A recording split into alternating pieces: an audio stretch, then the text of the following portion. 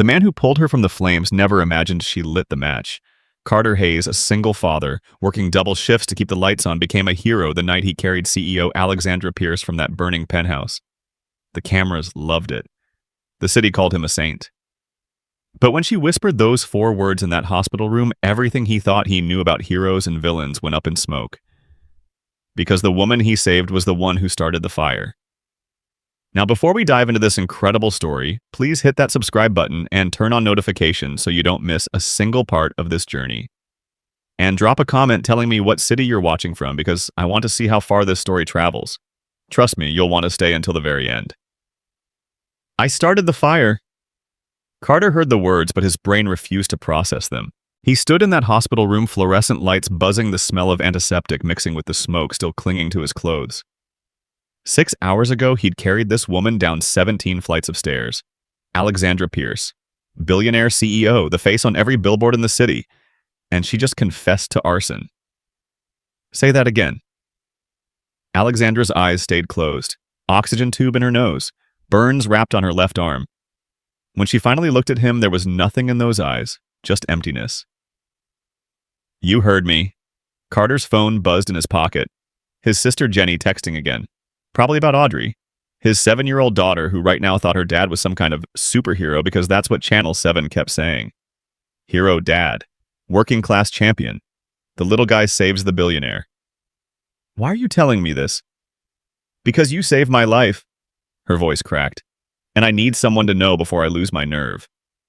Then tell the cops. Carter pointed at the door where a uniformed officer stood scrolling through his phone. Tell the detective who thinks this was an electrical fire.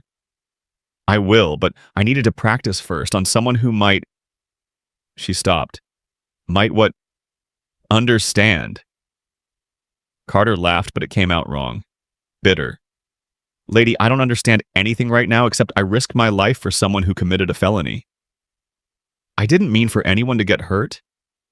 People were in that building. I evacuated the floor. I waited until after 7. I checked every office twice. Tears started. I thought I was alone. He remembered finding her collapsed near the stairwell, smoke pouring through the vents. She'd been trying to get out, or trying to stop it. Hard to tell. Why'd you do it? Alexandra turned her head away. Because I'm a coward. Because I made a mistake that was going to destroy everything, and I thought if the evidence burned, maybe no one would have to know. What kind of mistake? The kind that ruins lives. Carter's phone buzzed again. Jenny. Audrey keeps watching you on the news. She drew you a picture. Come home. He looked at Alexandra Pierce and saw something familiar in her face. Shame. The kind that sits in your chest and makes breathing hurt. The kind he'd been carrying for 5 years since the warehouse. Since Marcus. I have to go. Are you going to tell them? He should. He should walk out that door and tell the cop everything. But his feet wouldn't move. I don't know. He left before she could say anything else. The drive home, his hands shook on the wheel. Every time he closed his eyes, he saw flames, heard the roar, felt that heat that reminded him of the warehouse 5 years ago when he'd frozen in the doorway while Marcus Boone burned alive inside. He pulled into his driveway at 2 a.m. Jenny met him at the door with a hug that lasted too long. You okay? No. Audrey watched you on TV 10 times. She's so proud. The sick feeling in his stomach got worse. Jenny squeezed his arm. Get some sleep. You're a hero, Carter. Try to feel good about that. But heroes don't save arsonists. And they definitely don't keep secrets for them. He checked on Audrey, curled up with her stuffed dog, breathing soft and steady. On her wall, she'd taped a drawing. Stick figure dad. Figure dad carrying stick figure woman. Hearts everywhere. My hero daddy, in crooked letters. Carter sat on the edge of her bed and put his face in his hands. Morning came too fast. The news went crazy. Pierce Development announced Alexandra was recovering from smoke inhalation after a devastating electrical fire. The city rallied. Donations poured in for the rebuilding. Carter's phone wouldn't stop ringing, so he turned it off. He went to work like nothing happened. His boss, Raymond, caught him at the door. You're not supposed to be here. I have inspections. You're on administrative leave, protocol after any rescue. Raymond smiled. Besides, you're famous. Every news station wants you. I don't want them. Carter. Raymond's hand landed on his shoulder. Heavy. What you did was incredible. Marcus would have been proud. That name hit him like a fist. Marcus. The friend who died because Carter hesitated. The reason he'd spent 5 years inspecting buildings instead of fighting fires. The reason he swore he'd never run toward flames again. Until last night when instinct took over. I need to work. Go home, spend time with Audrey, process this. Raymond squeezed harder. That's an order. Carter drove home but didn't go inside. Instead, he sat in his truck and stared at his phone. Then he did something he couldn't explain even to himself. He called the hospital. I need to speak with Alexandra Pierce. I'm sorry Miss Pierce was discharged this morning. Where'd she go? I can't release that information. He hung up, looked up Pierce Development's number, called. The receptionist sounded young, nervous. Pierce Development. I need to speak with Alexandra Pierce. Ms. Pierce is unavailable. May I take a message? Tell her Carter Hayes called. Silence, then clicking. Hold music. A man's voice came on. Older, careful. Mr. Hayes, this is David Chen. I'm Ms. Pierce's attorney. How can I help you? I need to talk to her. Ms. Pierce is resting. Perhaps I can assist you. Carter almost hung up, almost walked away from this whole mess, but then he remembered her eyes in that hospital room. She told me something last night. I need to know if she meant it. Pause. Mr. Hayes, I'm going to give you an address. Can you meet me in 1 hour? Why? Because Alexandra wants to explain, and I think you want to listen. The address took him 40 minutes outside the city. Private estate, all glass and angles. David Chen waited outside. 50s gray hairsuit that probably cost more than Carter's truck. Thank you for coming. Where is she? Inside, but first I need to know what she told you. Carter met his eyes. That she started the fire. David nodded slow like he'd been expecting it. She told me she would. I advised against it. You knew? Not until yesterday. David gestured toward the house. Come inside. But whatever Alexandra tells you stays between us for now. Can you do that? Why should I? Because if you can't, she goes to prison, and the person who actually deserves to pays nothing. Carter followed him inside. The house was cold, too clean. Alexandra sat by a window overlooking a garden. Sweater and jeans, arms still bandaged. She looked smaller than on to be human. You came. Your lawyer said something about someone else being responsible. Carter stayed standing. What's that mean? She glanced at David. He nodded. It means I made a terrible decision, but I'm not the only criminal here. She took a breath. My COO, Serena Vale. She's been stealing from the company. 2 years, millions. So you burned down the building. I found proof 3 weeks ago. Financial records, emails, everything. I was going to turn it over to the police. Her hands twisted together. But Serena found out I knew. She came to my office. Told me if I exposed her, she'd destroy me first. Make it look like I was the one stealing. So you destroyed the evidence. I panicked. I thought if the records burned, I'd have time to figure out another way. But I was wrong. God, I was so wrong. David stepped forward. What Alexandra didn't know is that Serena sabotaged the building first. The ventilation system was tampered with. Someone disabled the fire suppression on the 17th floor. Carter felt cold. You're saying Serena wanted the fire to spread? We believe so, but we need proof. David pulled out a folder. That's where you come in. I'm not an investigator. No, but you're a building safety technician. You know systems. You can spot tampering other people miss. He handed over the folder. Pierce Development is conducting an internal review of the fire. They need an independent consultant. I've arranged for you to be hired. Carter opened the folder. Contract, building schematics, access credentials. Serena will know who I am. Exactly. You're the hero who saved Alexandra. Hiring you looks good. She can't refuse without raising questions. This is insane. I know, Alexandra stood up. But I'm going to confess. I'm going to face what I did, but please help me prove Serena is worse. Help me make sure she doesn't walk away from this. Carter looked at her. Really looked. Saw someone drowning in guilt just like him. If I do this, you tell the truth. All of it. The moment we have proof. I will. And you don't lie to me again. I won't. He looked at David. When do I start? Tomorrow morning, 9 a.m. That night, Carter told Jenny he'd taken a consulting job. Didn't mention why. Didn't mention Alexandra's confession, or Serena's sabotage, or the fact that he was walking into something that could explode. He read Audrey her favorite story. When she asked if he was scared saving the lady, he said yes. When she asked if he'd do it again, he said he didn't know. But you're brave, Daddy. Brave people get scared too, kiddo. They just do the right thing anyway.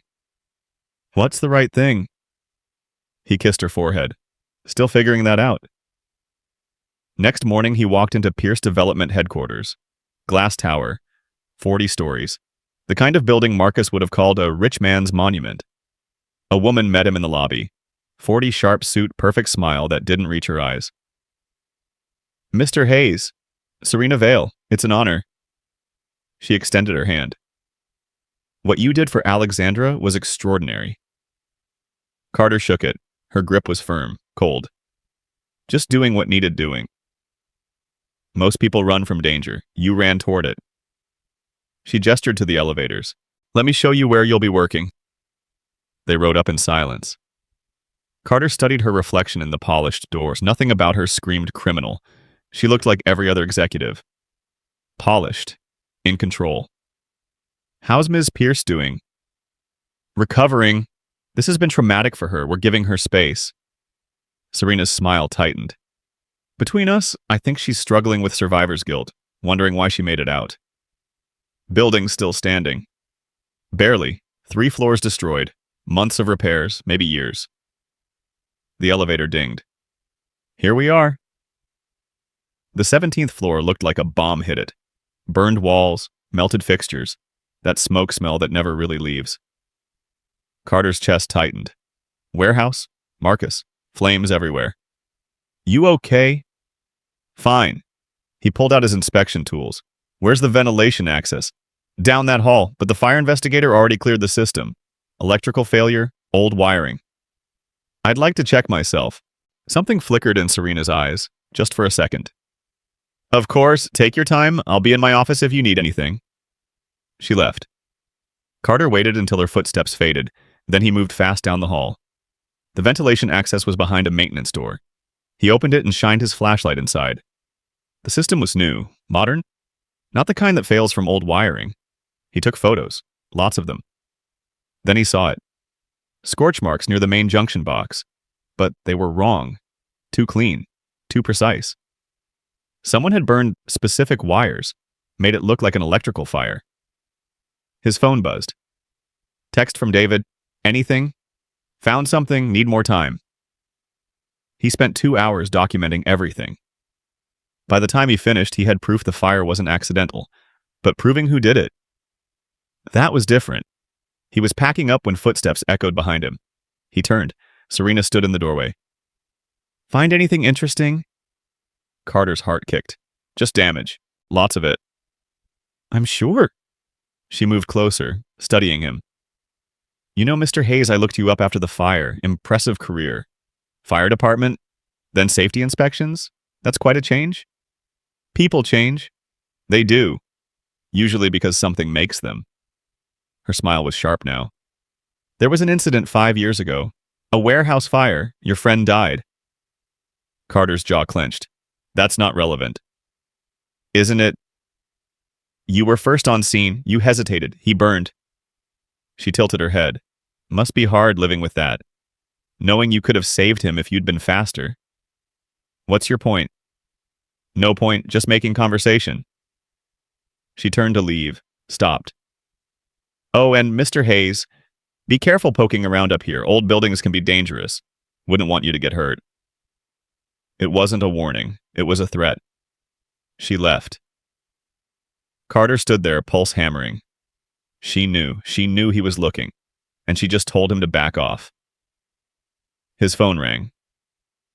Unknown number. Hello. Mr. Hayes. A woman's voice, young, terrified. My name is Emily Ross. I work in accounting at Pierce Development. I need to talk to you about what really happened that night. Carter's grip tightened on the phone. Where are you? Coffee shop 2 blocks south. Please come now. I can't talk long. She's watching. Who's watching? Serena. She knows I found something. She knows I was going to tell Miss Pierce. Emily's voice dropped to a whisper. Please, Mr. Hayes, I have proof, real proof, but I'm scared. I'm on my way. Hurry, I don't know how much time I have before she... The line went dead. Carter grabbed his bag and ran for the elevator. His mind raced. Emily Ross, accounting. She found something. She has proof. The elevator took forever. When the doors opened on the lobby, he saw her. Serena, standing by the front desk, talking on her phone, watching him. Their eyes met. She smiled. Carter walked out of the building trying to look calm. Not running, not panicking. Just walking? But every instinct screamed at him to move faster. The coffee shop was 2 blocks away. He half walked, half jogged, pushed through the door, empty tables, a barista wiping down the counter, no one else. Excuse me, did you see a young woman in here, 25, blonde, nervous looking? The barista nodded. Yeah, she was here like 10 minutes ago. Ordered tea, kept checking her phone. Then some guy came in and she left with him. Carter's blood went cold. What guy? I don't know. Suit. Looked professional. She seemed to know him. Did she look scared? Maybe I don't know, man. I just make coffee. Carter pulled out his phone, called the number Emily had used. It rang and rang and rang. Voicemail. Emily, this is Carter Hayes. If you get this, call me back. I'm at the coffee shop. I'm here. Just call me. He hung up, stood there, mind spinning. She was here. She left with someone. Someone in a suit. Someone who worked for Serena. His phone buzzed. Text from an unknown number. Stop looking, Mr. Hayes, or the girl pays for your curiosity. Carter stared at the message, read it again. His hands started shaking. Another text came through, a photo. Emily Ross sitting in a chair, duct tape over her mouth, eyes wide with terror. Then one more message. Walk away or she disappears. Carter stood in that empty coffee shop phone trembling in his hand and realized he'd just walked into something way bigger and way more dangerous than he ever imagined. Because Serena Vale wasn't just a thief. She was willing to hurt people to keep her secrets. And Emily Ross just became her next victim. Carter stared at that photo for 5 seconds that felt like 5 hours. Emily's terrified eyes, the duct tape, the message burning into his brain, walk away or she disappears. His finger hovered over the call button. Police. He should call the police right now. But then what explained that a CEO is being framed? That he's investigating arson for the arsonist? That he has no actual proof except photos of burned wires and a kidnapped accountant who called him once they'd laugh him out of the station? His phone rang. David Chen. I just got a call from building security, David said without greeting. They said you left in a hurry. What happened? Emily Ross, accounting. She called me, said she had proof about Serena. Carter's voice came out tight. She's gone. Gone how? Taken. Serena has her. She sent me a photo. Silence on the other end. Then David's voice dropped low. Where are you right now? Coffee shop on 5th. Stay there, don't move. I'm sending someone to get you. We need to call the police. And tell them that we think Serena Vale kidnapped an employee based on an anonymous text message. We have no evidence, no witnesses, nothing. David exhaled hard. We call the police now, Serena will bury Emily and disappear the evidence. We need to be smart about this. Smart? There's a girl out there who's terrified because she tried to help us. I know, and we're going to get her back, but not by running in blind. A pause. Alexandra wants to talk to you. The car will be there in 10 minutes. The line went dead. Carter stood there holding his phone. Emily's face burned into his memory. 25 years old. Probably had family, friends. A whole life that just got destroyed because she tried to do the right thing. Just like Marcus. Marcus had tried to do the right thing too. Went into that warehouse to save equipment records when everyone else evacuated. Carter had been right behind him, Right there. But when the explosion hit and flames blocked the door, Carter had frozen. Just stood there while Marcus screamed for help. 10 seconds. That's all it took for Marcus to die. 10 seconds of Carter being too scared to move. He wasn't going to let that happen again. A black car pulled up. The back door opened. Carter got in. Alexandra sat in the far seat, dressed in dark clothes, no makeup. She looked exhausted. David told me what happened. We have to find her. We will. Alexandra leaned forward. But first we need to understand what Emily found. What was so dangerous Serena would risk kidnapping to keep it quiet? She said she had proof, financial proof.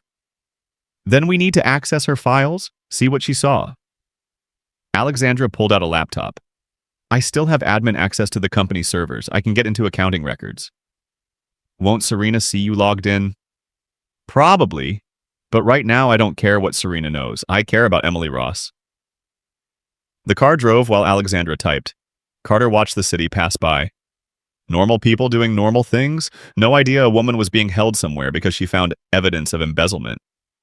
Here, Alexandra turned the laptop. Emily's recent file activity. She was looking at quarterly reports, budget allocations, and this.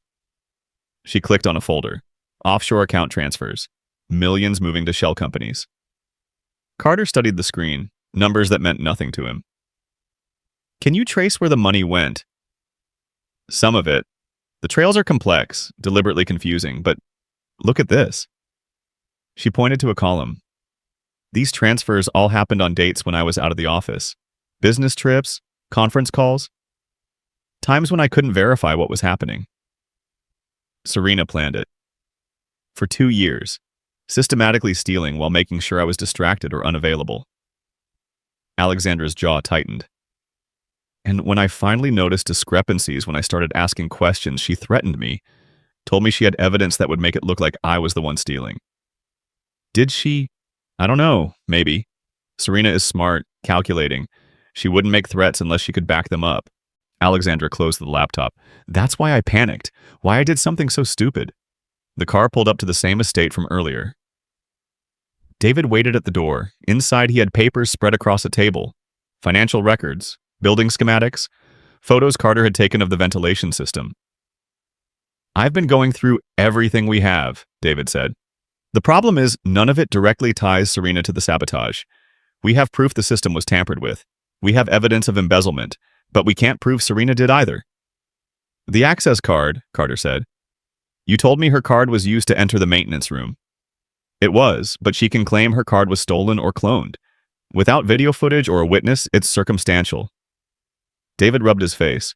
We need Emily. She's the only one who can testify about what Serena told her, what Serena threatened. Then we find her. How? Alexandra stood up. We don't know where Serena would take someone. We don't know who's helping her. We don't even know if Emily's still in the city. Carter thought about the photo. The chair Emily was sitting in. Plain walls. No windows visible. Could be anywhere. Serena sent that message to scare me off, Carter said. Which means she thinks I'm a threat. She thinks I'm going to find something. You already found evidence of tampering. But not enough. Not the smoking gun. Carter looked at the building schematics. What if there's more? What if Serena left other traces we haven't found yet? David frowned. The fire investigator went through everything. The fire investigator was looking for an accident. I'm looking for a crime. Carter traced the ventilation layout with his finger. These systems are complex. Lots of access points. Lots of places to hide evidence if you know what you're doing. You want to go back to the building. I want to finish what I started. If Serena's scared enough to kidnap Emily, she's scared enough to make mistakes. Maybe she missed something. Alexandra moved closer. If you go back, she'll know. She'll be watching. Good. Let her watch. Let her think I'm just doing my job. Carter met her eyes. Meanwhile, we figure out where she's keeping Emily. How? Serena needs help. She can't guard Emily 24/7 and run a company. She has to trust someone. Carter turned to David. Who's close to Serena? Who would she trust with something like this? David pulled out his phone, scrolled through contacts. Her assistant, maybe? Marcus Webb. He's been with her for 5 years, very loyal. Anyone else? Building security chief. James Preston. Serena brought him in 2 years ago, right around when the embezzlement started. Carter felt something click. Security chief would have access to everything. Keys, codes, cameras. And he could erase footage, Alexandra added. Make sure there's no record of Serena entering the maintenance room. David was already typing on his laptop. James Preston, former police officer, left the force under unclear circumstances. No criminal record, but several internal investigations. For what? Use of force, evidence tampering. David looked up. He was dirty. They couldn't prove it, so they pushed him out quietly. Perfect person for Serena to hire, Carter said. Someone who knows how to hide evidence and isn't afraid to break rules. Alexandra's phone buzzed. She looked at it and her face went pale. What is it? She held up the screen. Text message from an unknown number. Stop digging or Emily Ross becomes a memory. You have 12 hours. Carter checked his watch. 3 p.m. That gave them until 3 a.m. tomorrow. She's escalating, David said quietly. Because we're getting close. Carter stood up. I'm going back to that building. I'm going to find whatever Serena doesn't want me to find. And then we're going to trade it for Emily. That's not a plan, Alexandra said. That's suicide. You have a better idea. She didn't answer. Carter grabbed his jacket. David, I need everything you can find on James Preston. Where he lives, where he worked before Pierce Development, associates, everything. What are you going to do? Find Emily before that 12 hours runs out. Alexandra followed him to the door. Carter, wait. This is my fault, my company, my mistake. You don't have to risk yourself for this. Emily called me because she thought I could help. She's in danger because of that, so yeah, I do have to. He stopped. Besides, someone once told me brave people do the right thing even when they're scared. That was about your daughter. Applies to everyone. He walked out before she could argue. The drive back to Pierce Tower took 20 minutes. Carter spent the whole time thinking about Marcus, about that warehouse, about the 10 seconds that changed everything. He'd replayed that moment 1,000 times. Marcus screaming, flames everywhere, the door blocked by burning debris. Carter standing there, frozen while his best friend died. Everyone said it wasn't his fault. The explosion was unexpected. The fire spread too fast. No one could have predicted it. But Carter knew the truth. He'd hesitated. And hesitation kills. He wasn't going to hesitate this time. Pierce Tower looked the same as this morning. Glass and steel. People coming and going like nothing was wrong. Carter walked through the lobby and headed for the elevators. Mr. Hayes. He turned. Serena Vale stood near the security desk talking to a man in a security uniform. James Preston. Ms. Vale. She walked over, that perfect smile in place. Back so soon? I thought you'd need more time to review the damage. Just being thorough. Of course, we appreciate your diligence. She glanced at Preston. James, this is Carter Hayes, the man who saved Alexandra. Preston stepped forward. Big guy, 6'2", muscular, with eyes that sized Carter up like a threat assessment. Mr. Hayes? Heard a lot about you.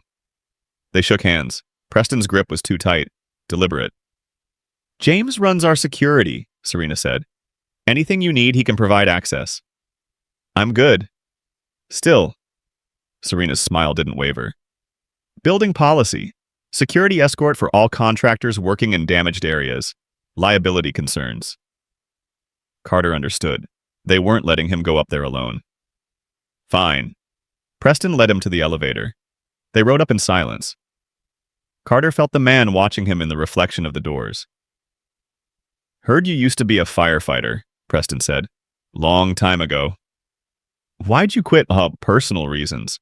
Those are usually the interesting kind. Preston smiled, but it was all teeth. Must have been hard, though, walking away from saving people. Carter didn't answer. The elevator dinged. 17th floor. They stepped out into the burned corridor. I'll be right here if you need anything, Preston said, positioning himself near the elevator. Blocking the exit.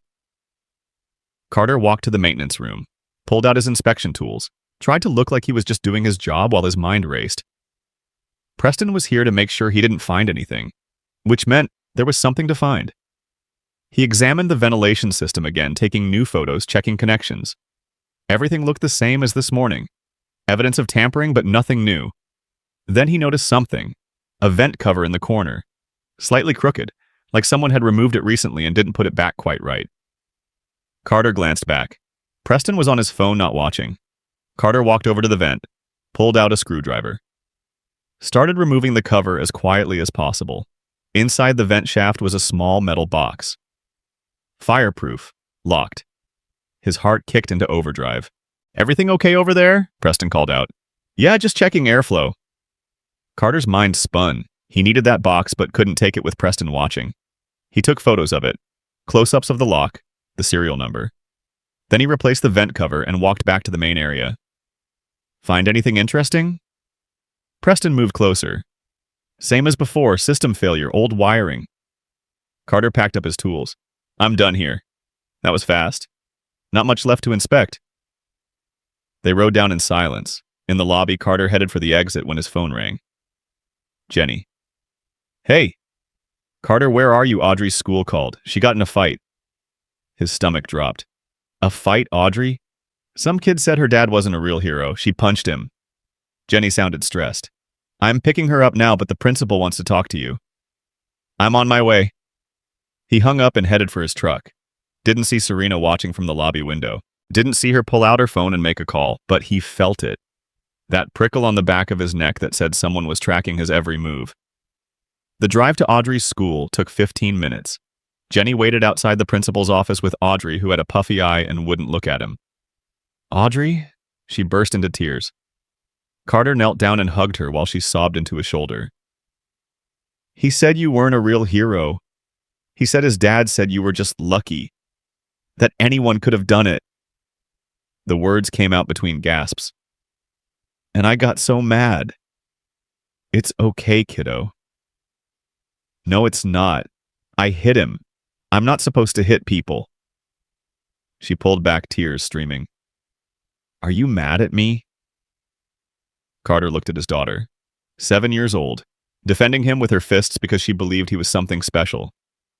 "I'm not mad. I'm proud you stood up for what you believe in, but hitting isn't the answer, okay? Words are stronger than fists." But he was lying. Maybe. Or maybe his dad's just scared that ordinary people can do extraordinary things when they have to. Carter wiped her tears. "You know what a real hero is. Someone who admits when they're wrong. Someone who helps others even when it's hard. Someone who tells the truth even when it hurts." Audrey nodded slowly. The principal came out. They talked. Suspension for 3 days. Fighting was serious. Carter apologized, promised it wouldn't happen again, and took Audrey home. Jenny followed him inside. "What's going on with you?" "What do you mean, don't? I've known you your whole life. Something's wrong. You're acting like you did after Marcus died. Distant. Obsessed." Carter sat down, put his head in his hands. "That woman I saved, Alexandra Pierce, she's in trouble. Bad trouble. And I'm trying to help her, but it's getting complicated." "How complicated?" "The kind where people get hurt." Jenny sat next to him. "Then walk away. Call the police. Let them handle it." "I can't." "Why not?" "Because someone already got hurt trying to help, and if I walk away, she might die, and I can't." His voice cracked. "I can't let that happen again." Jenny was quiet for a moment. "This is about Marcus." "Everything's about Marcus." "Carter, what happened to Marcus wasn't your fault. The explosion, the fire spreading, you being trapped outside. None of that was your fault." I hesitated, Jenny. I stood there for 10 seconds doing nothing while he burned. You stood there for 10 seconds being human, being scared. That doesn't make you a coward. It makes you a person. She squeezed his hand. And saving that woman the other night, running into that fire that took more courage than most people have in their entire lives. Carter's phone buzzed. Text from David. "Found something on Preston. Call me." He stood up. "I have to go." "Carter." "I'll be careful. I promise." He kissed Audrey's forehead, told her he loved her, and left. In his truck, he called to David. "What did you find?" "James Preston owns a property outside the city, warehouse in the industrial district. Bought it 2 years ago through an LLC registered to his wife." "Why would a security chief need a warehouse?" Exactly, and get this, the property has its own power grid. Completely off the books, no utility records, no permits. Carter felt his pulse quicken. Send me the address. Carter, you can't go there alone. If Emily's there, if Preston's involved, this could turn violent. Then call the police. Give them the address. Tell them about the kidnapping. We still don't have proof Emily was actually taken. Just a photo and some threatening texts. Then I'll get proof. Carter started the engine. Send me the address, David. A pause, then his phone pinged with a location. I'm coming with you, David said. No, stay with Alexandra. If something happens to me, she's going to need you. He hung up before David could argue. The drive took 40 minutes. Industrial district, empty buildings, abandoned lots. The kind of place where no one asks questions. Preston's warehouse sat at the end of a dead-end street. Single story. No windows. One entrance. Carter parked 2 blocks away and approached on foot. No cars outside. No movement. Could be empty. Could be a trap. He circled the building. Found a side door. Locked. But the lock was old. Easy to pick if you knew what you were doing. And Carter had learned a lot in 5 years of building inspections. The door opened with a soft click. He slipped inside. Dark. Silent. He pulled out his phone, used the Me flashlight. The warehouse was mostly empty. Some boxes in the corner. Old furniture. Nothing suspicious. Then he heard it. Muffled sound, like someone trying to scream through tape. He moved toward the sound. Found a door at the back, also locked. But this one was newer. Stronger. Emily. He kept his voice low. Emily Ross, if you're in there, make noise. Thumping. Definitely someone inside. Carter looked at the lock. Industrial grade. No way to pick it. He'd need tools. A crowbar. Something. His phone rang. The sound exploded in the silence. He fumbled to silence it, but the damage was done. Footsteps. Running. Someone else was in the warehouse. Carter turned and saw James Preston coming at him fast. You just couldn't walk away, Preston said. Then everything went dark. Carter woke up with his head pounding and zip ties cutting into his wrists. He was on the floor, concrete cold against his cheek. His vision swam as he tried to focus. He's awake. Preston's voice. Carter blinked and saw boots. 2 pairs. Preston and someone else. Get him up! Hands grabbed him, yanked him into a sitting position. Pain shot through his skull. His phone was gone. His keys. Everything. Preston crouched in front of him. You're either really brave or really stupid. Haven't decided which yet. Where's Emily? Safe for now? Preston stood up. The question is, what am I going to do with you? Carter's eyes adjusted. They were in the main warehouse area. Emily was tied to a chair 20 feet away, duct tape over her mouth. Eyes wide with terror when she saw him. The other person was Marcus Webb, Serena's assistant. Thin guy, nervous energy, kept checking his phone. Aha. Serena's not going to like this, Marcus said. Serena doesn't need to know. Preston pulled out his own phone. Baha. We handle it ourselves. Handle it how? You can't just kill him. He's famous. Half the city knows his face.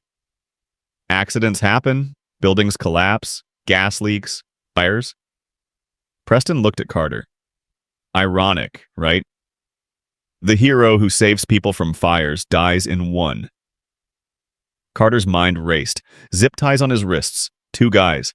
Emily helpless. No phone. No way to call for help. He needed to buy time. David Chen knows I'm here. Alexandra knows. You hurt me, they go straight to the police with everything. Preston laughed. Everything? You mean the theories, the circumstantial evidence, the photos of burned wires that prove nothing? He shook his head. You've got no smoking gun, Hayes, and without one you've got nothing. The box. Preston's smile faltered. Just for a second. What box? The fireproof box hidden in the jet ventilation shaft. I photographed it. Serial number, lock, everything. That photo is already with Alexandra's lawyer. It was a lie. The photos were on his phone, which Preston had. But Preston didn't know that.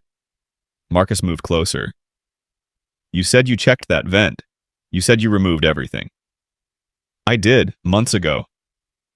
Preston's jaw tightened. He's bluffing. What if he's not?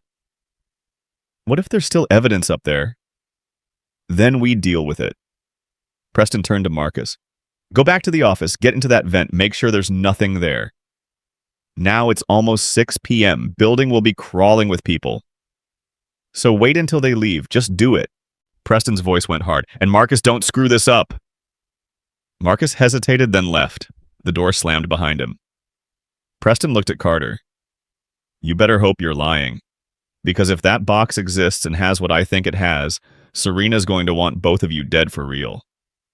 What's in the box? Doesn't matter. Does to me. Preston studied him, then smiled cold. Serena's insurance policy. Evidence that frames Alexandra for everything. Forged financial documents, fake emails, all time-stamped to make it look like Pierce was embezzling for years. He walked closer. That's what your boss doesn't understand. Serena's not just stealing money. She's stealing a company. When this is over, Alexandra goes to prison, and Serena becomes CEO of Pierce Development. Carter felt sick. And the fire was supposed to destroy Alexandra's real evidence while making her look unstable, mentally breaking down, setting fires. The perfect scapegoat. Preston crouched down again. But then you had to be a hero, had to save her, and now she's got you and that lawyer digging around when she should be drowning in legal problems. So you took Emily? Emily made a mistake, started asking questions.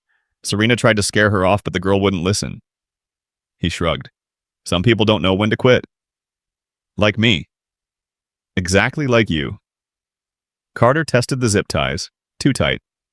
But if he could get Preston close enough, if he could get his hands free for just a few seconds. Why are you doing this? The money, Serena paying you that well? Money's part of it, but mainly... Preston's eyes went dark. I got kicked off the force for doing my job. For making hard calls. For understanding that sometimes you have to break rules to get results. Serena gets that. She appreciates people who do what needs doing. You mean people who break the law? I mean people who win. Preston stood up. I was a good cop, but good cops don't get ahead. They get investigated. They get pushed out.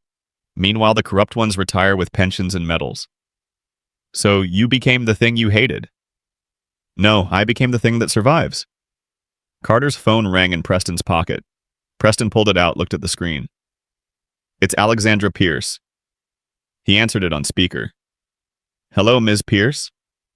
Silence. Then Alexandra's voice, careful. Where's Carter? He's right here, little tied up at the moment. If you hurt him, you'll what? Call the police, tell them your theories. You're a CEO who committed arson, Ms. Pierce. Your credibility is shot. Preston walked closer to Carter. But I'll make you a deal. You want your hero back. You want little Emily here to see her family again. Stop investigating. Drop it. Walk away. I can't do that. Sure you can. You go public. Confess to the fire. Take full responsibility. Say it was a mental breakdown, stress, whatever. You serve your time and everyone else stays breathing. Carter tried to shake his head, but Preston grabbed his hair, held him still. Don't do it, Carter said.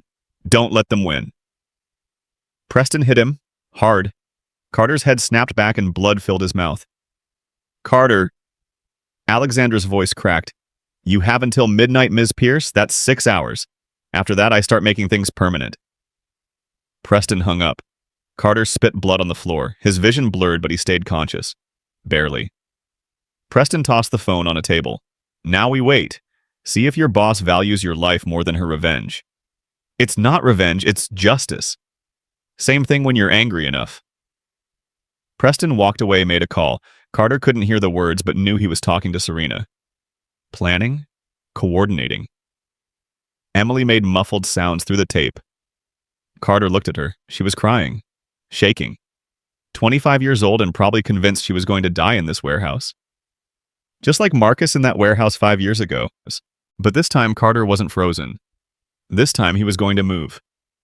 He worked the zip ties against a rough edge on the floor, slowly, quietly. The plastic started to fray, not much, but enough. Preston finished his call and walked back over. Serena wants to talk to you. I've got nothing to say to her. She's got plenty to say to you. Preston held up his own phone on speaker. Mr. Hay? Mr. Hayes?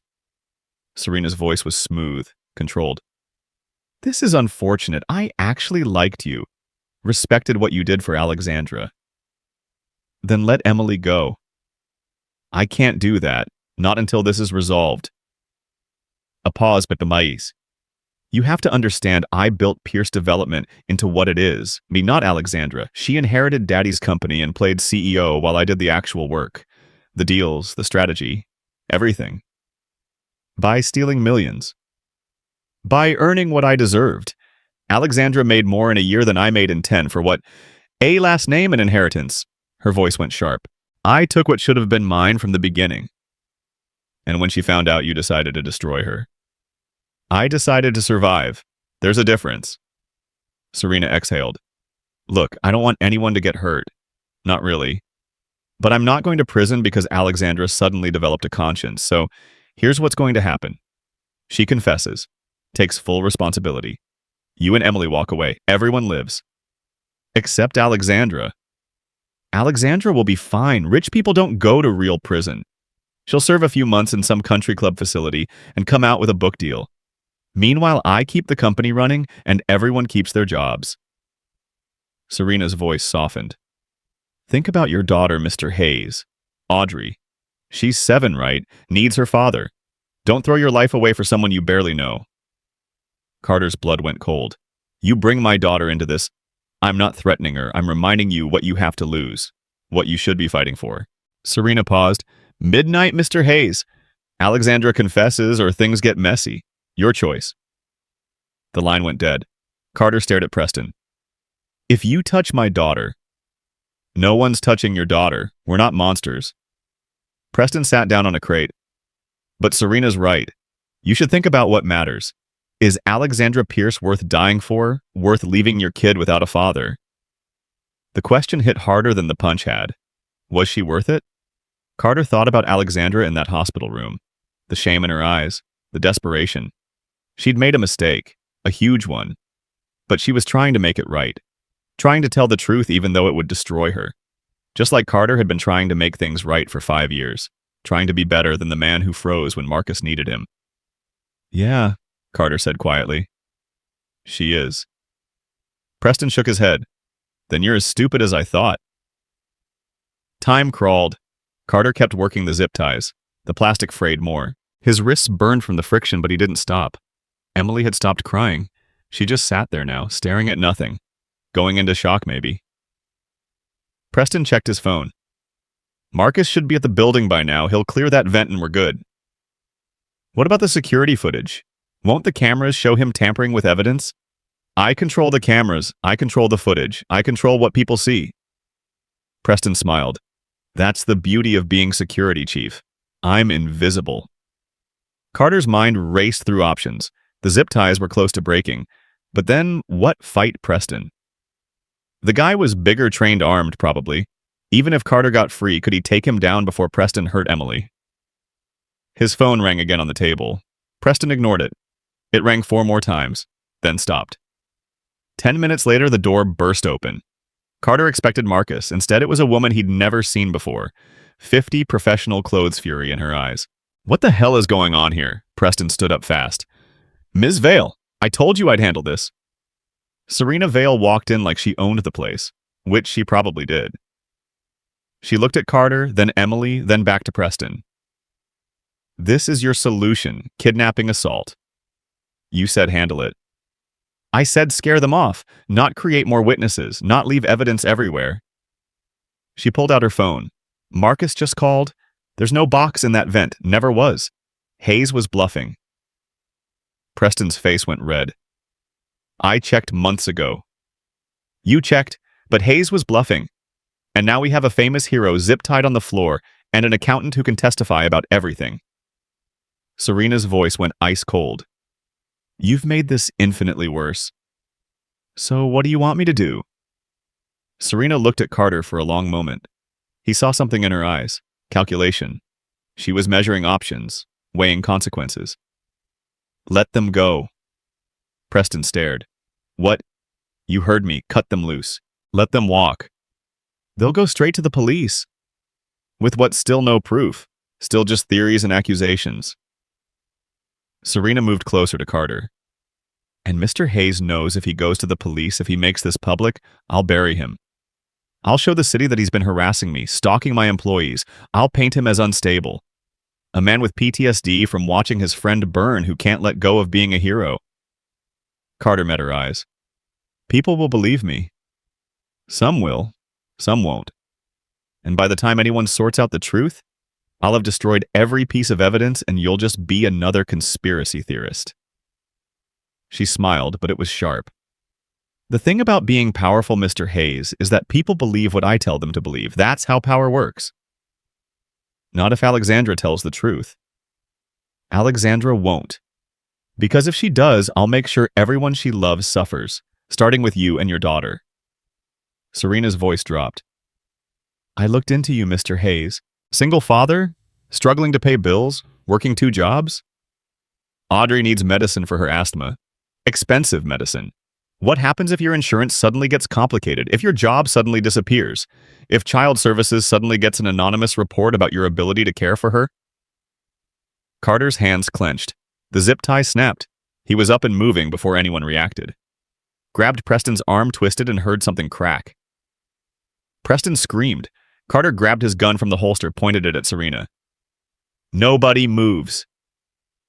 Serena didn't even flinch, just looked at him like he was mildly interesting. You're not going to shoot me, Mr. Hayes. You're a good man. Good men don't shoot unarmed women. Try me. No, because then you become the villain, and you can't live with that. She took a step closer. Put the gun down, walk away, let this end quietly. Carter's hand shook. She was right, he wasn't a killer. But he was trapped. If he let her go, she'd destroy everyone. If he shot her, he'd go to prison, and Audrey would be alone. Carter, Emily's voice muffled through the tape. He glanced at her. She was shaking her head, trying to tell him something. Then the door crashed open again. Police, guns drawn, shouting. Drop the weapon. Hands up now. Carter's mind blanked. How did they find him? Who called officers, thank God? Serena's voice changed instantly, scared, victimized. This man broke into my property. He has a gun. He's threatening us. That's not what happened, Carter said.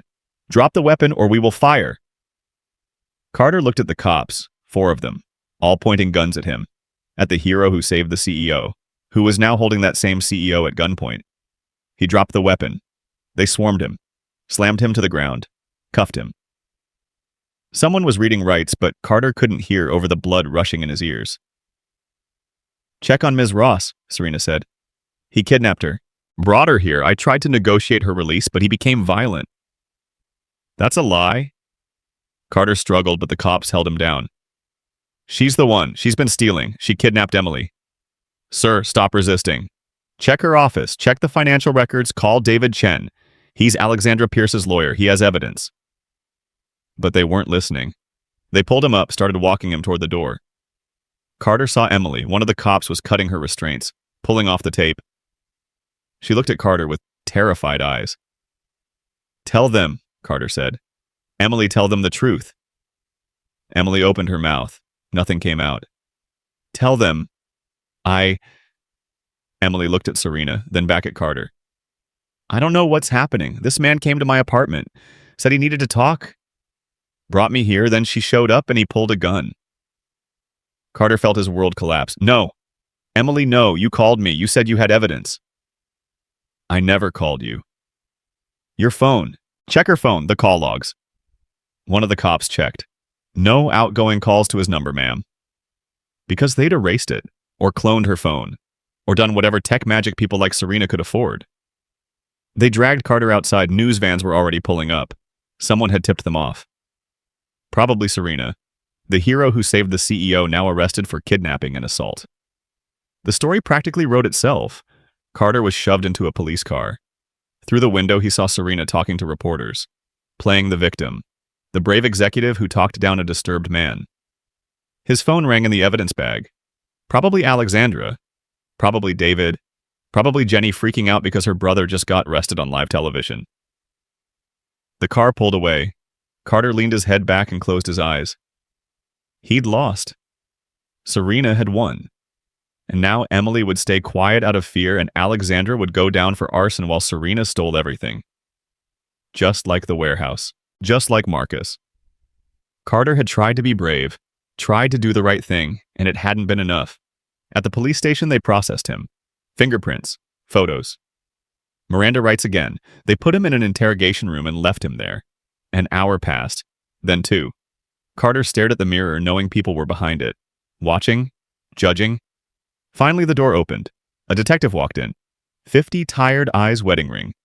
Name tag said Morrison. Mr. Hayes, hell of a day you've had. Carter said nothing. Want to tell me your side? Morrison sat down. Because right now it looks pretty bad. You broke into private property, assaulted a security officer, held 2 women at gunpoint. That's not what happened. Then what did happen? Carter took a breath, started talking, told him everything. The fire, Alexandra's confession, Serena's embezzlement, the sabotage, Emily's call, the warehouse, all of it. Morrison listened, took notes. His face gave nothing away. That's quite a story.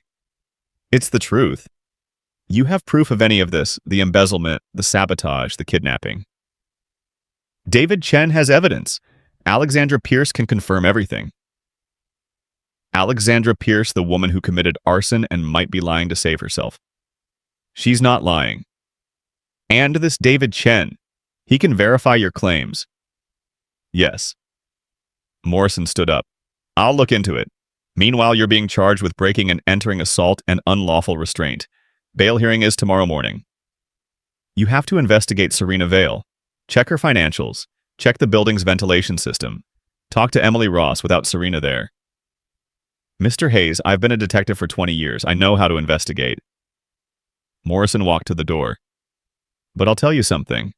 Rich people have lawyers. Good ones. And you just assaulted one of the most powerful executives in this city, so unless your evidence is airtight, you're going down hard. He left. The door locked behind him. Carter sat alone in that room and thought about Audrey. About how he'd promised to be careful, about how he'd failed again. His phone was in evidence, but he could picture it ringing. Jenny calling, Alexandra calling, David trying to fix this, but some things couldn't be fixed. Some mistakes were permanent. The door opened again. But it wasn't Morrison. It was Alexandra Pierce. She looked exhausted. Hair pulled back, no makeup, jeans and a sweater. Nothing like the polished CEO from the news. How did you get in here? I told them I was the victim, that I needed to see you. She sat down across from him. Carter, what were you thinking? I was thinking I could save Emily. I was wrong. David's working on bail. We'll get you out. And then what Serena wins? She's got Emily too scared to talk. She's got the police believing I'm unstable. She's got everything. Alexandra was quiet for a moment. Then she reached across the table and took his hand. No, she doesn't. She doesn't have the truth. And she doesn't have me backing down. Alex, she threatened Audrey. She threatened everyone I love. You can't fight that. Watch me. Alexandra's grip tightened. Tomorrow morning, there's a board meeting. Emergency session to discuss the fire and the company's future. Serena thinks she's going to use it to force me out, to take control. She will. Not if I tell them everything first. Not if I stand up in front of the board and the press and confess to everything. The fire, the evidence, Serena's embezzlement, all of it. Carter shook his head. You'll destroy yourself. Maybe, but I'll take her down with me. Alexandra's eyes burned. You ran into a fire to save me. The least I can do is run into one to save you. That's not how this works. That's exactly how it works. You showed me that truth matters more than survival. That doing the right thing is worth the cost. She stood up. Tomorrow morning, 9 a.m., Pierce Development. The whole world is going to hear what really happened. And Serena Vale is going to answer for what she's done. She'll have lawyers. She'll spin it. You'll end up in prison while she walks. Then I'll be in prison knowing I told the truth, that I stopped being a coward. Alexandra moved to the door. Get some rest, Carter. Tomorrow we finish this. She left before he could argue. Carter sat there thinking about heroes and truth and the price of doing what's right. Thought about Marcus burning while he stood frozen. Thought about Emily too scared to speak. Thought about Audrey watching her father on TV getting arrested. And he thought about Alexandra Pierce walking into that board meeting knowing it would destroy her, but doing it anyway. Maybe that's what bravery really was. Not the absence of fear, but the willingness to burn anyway. Carter didn't sleep. They kept him in holding overnight bail hearing set for 8 a.m. He sat on the metal bench counting ceiling tiles and thinking about everything that could go wrong.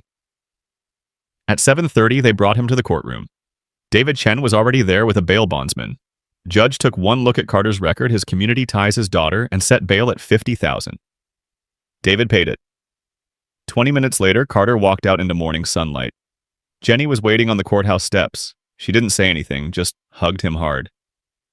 "Audrey's with Mom. She doesn't know you were arrested. I told her you were working." Jenny pulled back. "Carter, what is happening?" "I'm trying to make something right that went wrong." "By getting yourself thrown in jail? By not giving up this time?" David walked over. "We have 40 minutes before the board meeting. Alexandra's already at the office preparing.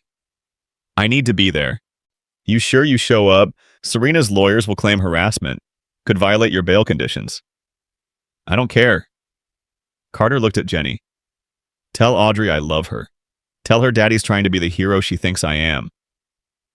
Jenny's eyes filled. "You already are."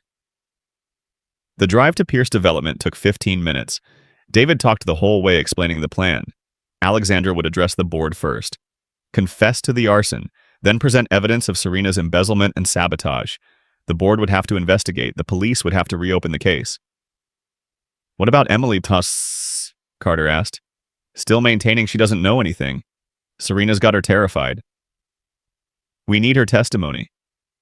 "I know, but I can't force her to speak. She has to choose to." They pulled into the parking garage.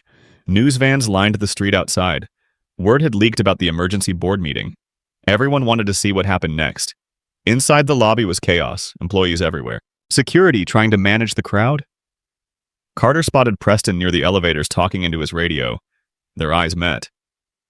Preston smiled cold and moved his hand to his hip where his gun sat. "Stay close to me," David said. They took the elevator to the top floor. Executive conference room, glass walls, 20 board members already seated. Serena at the head of the table looking calm and composed. Alexandra sat at the opposite end papers in front of her face, pale but determined. Carter and David slipped into the back of the room. Serena saw them and her jaw tightened, but she didn't react otherwise. The board chairman, an older man named Robert Caldwell, called the meeting to order. "We're here to address the fire at Pierce Tower and discuss the future of this company. Ms. Pierce has requested to speak first." He nodded at Alexandra. "The floor is yours." Alexandra stood. Her hands shook slightly, but her voice came out steady. 3 weeks ago, I discovered that someone in this company had been embezzling millions of dollars over 2 years. I found financial records, offshore transfers, shell companies, all of it. She took a breath. And instead of immediately going to the police, I panicked. I made the worst decision of my life. The room went silent. I set fire to my office. I thought if I destroyed the physical evidence, I'd have time to figure out what to do. Time to protect the company. Protect all of you. Her voice cracked. But I was wrong. And I'm here today to confess that I committed arson. I'm here to take responsibility for my crime. Murmurs rippled through the B-board. Serena leaned forward, eyes sharp. "Alexandra, you're not well. This is clearly a mental health crisis. We should postpone this meeting and get you help." "I'm not having a crisis, Serena. I'm telling the truth for the first time." Alexandra pulled out documents. "These are the financial records I found. Proof of systematic embezzlement. And these," she held up more papers, "are building maintenance logs showing unauthorized access to the ventilation system the day before the fire." "Those could be fabricated," Serena said smoothly. "You're desperate to shift blame." "Then explain why your access card was used to enter the maintenance room at 2 a.m. the night before the fire." "My card could have been cloned. Anyone could have taken it."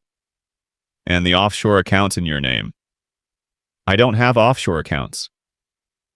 David stood up. "Actually, you do. We've traced transfers to 3 shell companies registered under your maiden name. $23 million over 24 months.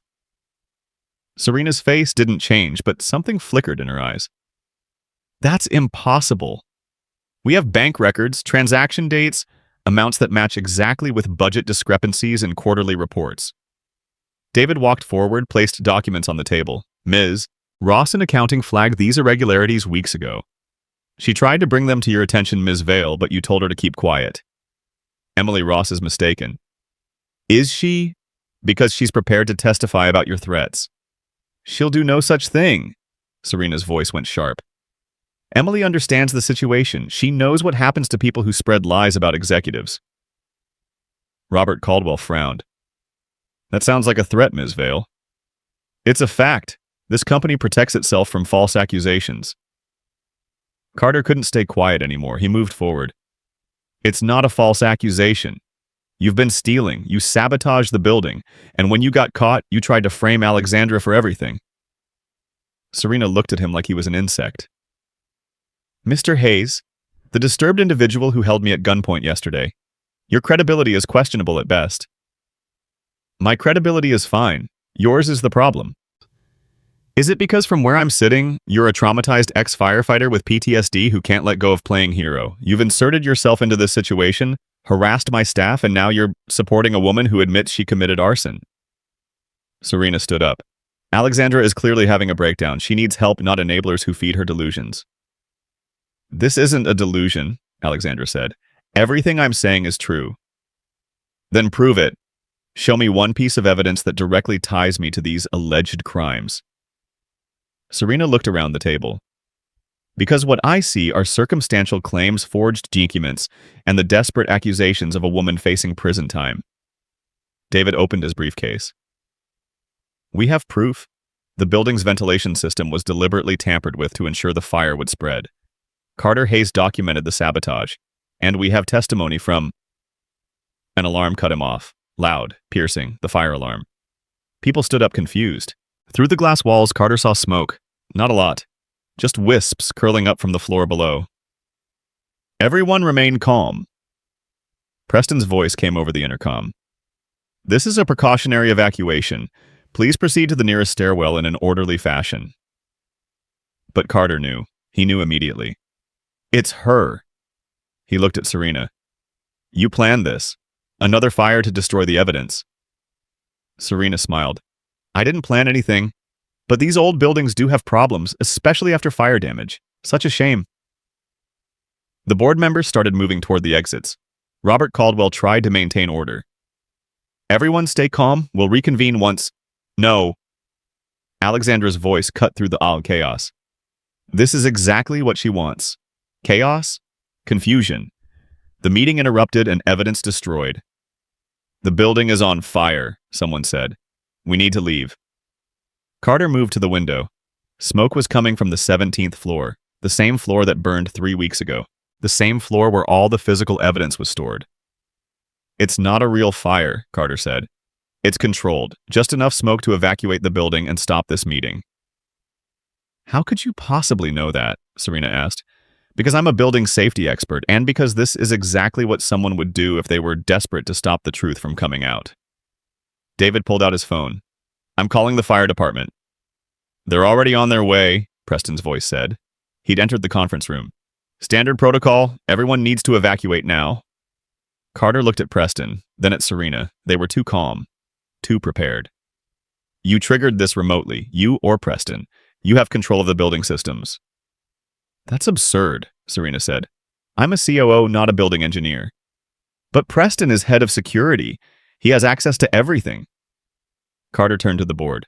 Don't leave. If we evacuate now, she wins. The evidence burns, this meeting is over, and Serena walks away clean. Robert Caldwell shook his head. Mr. Hayes, we can't risk people's lives over allegations. They're not allegations, they're facts. Alexandra stood firm. And I'm not leaving until everyone here knows the truth. Neither am I, David said. Serena laughed. How noble. The three of you can burn together while the rest of us survive. Board members were already heading for the doors. Preston blocked the way, ushering them out. In 30 seconds, the room would be empty. Carter made a decision. He ran. Out of the conference room past Preston, who tried to grab him but missed toward the stairwell. He heard footsteps behind him. Alexandra. David. Maybe others. He took the stairs down 2 at a time. 17th floor. The door was hot when he touched it. Not burning hot. Warm. Smoke seeped underneath. Carter, don't... Alexandra's voice behind him. But he was already opening the door. Smoke poured out. Not thick, not overwhelming, just enough to trigger alarms and create panic. Carter pulled his shirt over his mouth and went in. The floor looked the same as yesterday. Burned walls, damaged offices. But now there was new smoke coming from the maintenance room, the ventilation access. He ran toward it. Inside the room, he found the source. Smoke grenades. 3 of them. Military grade, releasing steady streams of non-toxic smoke designed to look like fire without actual flames. Carter grabbed them one by one and threw them out the window. The smoke started to clear. Alexandra appeared in the doorway. Is it real? No, just smoke, no fire. Carter looked at her. They faked it. Tried to shut down your confession with a false alarm. Then we go back, right now, before anyone leaves the building. They ran back to the stairwell, up to the top floor. The conference room was half empty. Preston was still ushering people out. Stop! Alexandra's voice rang out. It's not a real fire. It was smoke grenades. A fake emergency. People froze, turned, confused. Preston's hand moved toward his radio, but Carter was faster. He grabbed Preston's wrist, twisted, and pulled the radio away. You're not calling anyone. Preston tried to fight, but Carter had 5 years of pent-up rage and guilt fueling him.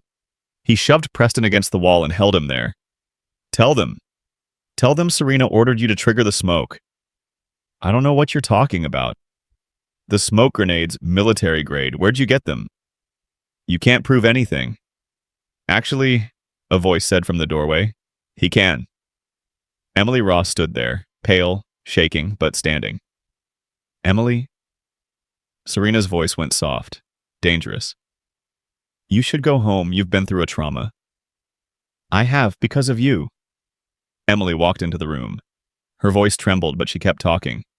You threatened me. Told me if I said anything about the financial discrepancies, you'd destroy my career, my life, everything. That's not true. It is, and yesterday when Carter Hayes came to find me, your people grabbed me, took me to that warehouse, kept me there until the police came. Emily looked at the board members. She kidnapped me, used me to frame him. She's lying, Serena said. She's confused, traumatized. I'm not lying, and I'm not confused anymore. Emily pulled out her phone. I recorded our conversation, the one where you threatened me, where you told me to keep quiet about the offshore accounts. David moved fast. Can I see that? Emily handed him the phone. David hit play. Serena's voice filled the room. You need to understand something, Emily. People who cause problems for me don't have careers. They don't have references. They barely have futures. So when I tell you to keep your mouth shut about what you think you found, you keep it shut. Understood? But the numbers don't add up. Someone's stealing millions. There's no theft. There's strategic allocation of resources. And if you can't understand the difference, maybe you're not smart enough to work here. The recording stopped. Everyone stared at Serena. That proves nothing, Serena said. That's a conversation about normal business operations. Normal business doesn't threaten employees, Robert Caldwell said slowly. And it doesn't involve offshore accounts we don't know about. Those accounts are legitimate. Then you won't mind us investigating them. David looked at the board. I move that we immediately suspend Ms. Vale pending a full forensic audit of the company's finances. Seconded, another board member said. Robert looked at Serena. Ms. Vale, I'm afraid we need to place you on administrative leave until this is resolved. Serena's composure finally cracked. This is ridiculous. You're going to believe a disturbed CEO, a traumatized ex-firefighter, and a junior accountant over me? I've run this company for 2 years. I've made you all money. I've kept this place running while Alexandra played at being a leader. You've also apparently been stealing from us, Robert said. So, yes, we're going to investigate. Serena looked around the room, at the board members, at Emily, at Alexandra and Carter. Her eyes landed on Preston. Fix this. Preston didn't move. I'm not fixing anything. You're done. You work for me. I worked for your money. Money you don't have anymore. Preston pulled out handcuffs from his belt. And since I'm technically still head of security, I'm detaining you until the police arrive. You can't do this. Watch me. He moved toward Serena, but she ran. Out of the conference room, down the hall toward the emergency exit. Carter went after her. So did Alexandra. Serena hit the stairwell door and started down. Carter followed, taking steps 3 at a time. Alexandra right behind him. "Serena, stop!" Alexandra called. "There's nowhere to go." But Serena kept running, down and down, past the lobby level, into the parking garage. She had a car there. Black sedan, keys in her hand. She was 10 feet from it when Carter caught up. "It's over." Serena spun around. In her hand was a small revolver. Where she'd hidden it, Carter had no idea. But she pointed it at him with steady hands. "Back away." Carter froze. "Motibu, you don't want to do this. You don't know what I want. You don't know anything about me." Serena's voice shook. "I built this company. Me. Not Alexandra's dead father. Not the board. Me. And you're not taking it away. You took it away yourself? When you started stealing? When you hurt people?"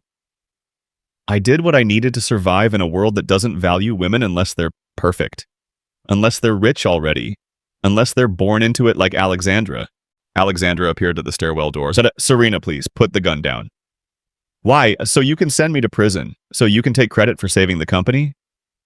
Serena laughed. "You were going to confess anyway. You were going to prison. I just sped things up."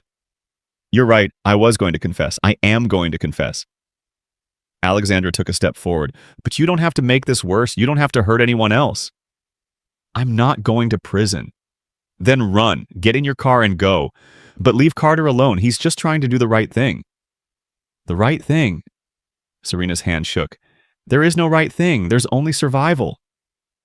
Carter saw it then. The desperation, the fear. Serena wasn't evil. She was terrified, trapped, like a cornered animal. "You're scared," Carter said quietly. "I get it. I've been scared for 5 years, so scared I couldn't move when it mattered. Couldn't save my friend because I was frozen with fear. I'm not you. No, you're braver than I was because you're still moving, still fighting." He took a small step closer. "But fighting doesn't mean hurting people. It means facing what you did. Owning it. Like Alexandra's doing. Alexandra's a fool. Maybe, but she's a fool who can sleep at night. Can you—" Serena's hand lowered slightly. "I haven't slept in 2 years." "Then stop running. Stop fighting. Just stop." For a moment, Carter thought she would. Thought she'd lower the gun and let this end.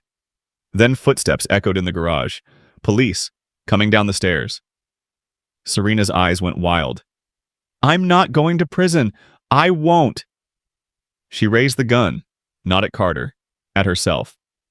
"No." Alexandra lunged forward. The gun went off, but Alexandra had grabbed Serena's wrist, pushed it up. The bullet hit the concrete ceiling. Dust and chips rained down. Carter grabbed the gun, wrestled it away. Serena collapsed against Alexandra, sobbing. "It's over," Alexandra whispered. "It's finally over." Police poured into the garage, guns drawn, shouting. Carter set the revolver on the ground and put his hands up. Alexandra did the same, still holding Serena. Detective Morrison appeared. He looked at Carter, at Alexandra, at Serena crying on the ground. "Someone want to explain what the hell is happening?" "Confession," Carter said. "We have a full confession. Multiple witnesses, recording evidence, everything." Morrison looked at Alexandra. "You're the CEO who set the fire." "Yes, I'll give a full statement, but she," Alexandra pointed at Serena, "is the one who's been stealing millions and sabotaging buildings and kidnapping employees." "That's a serious accusation." "With serious evidence.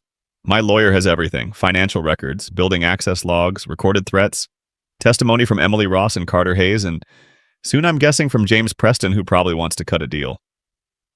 Morrison sighed. "This is going to be the longest paperwork day of my life." They arrested Serena, read her rights, led her to a police car.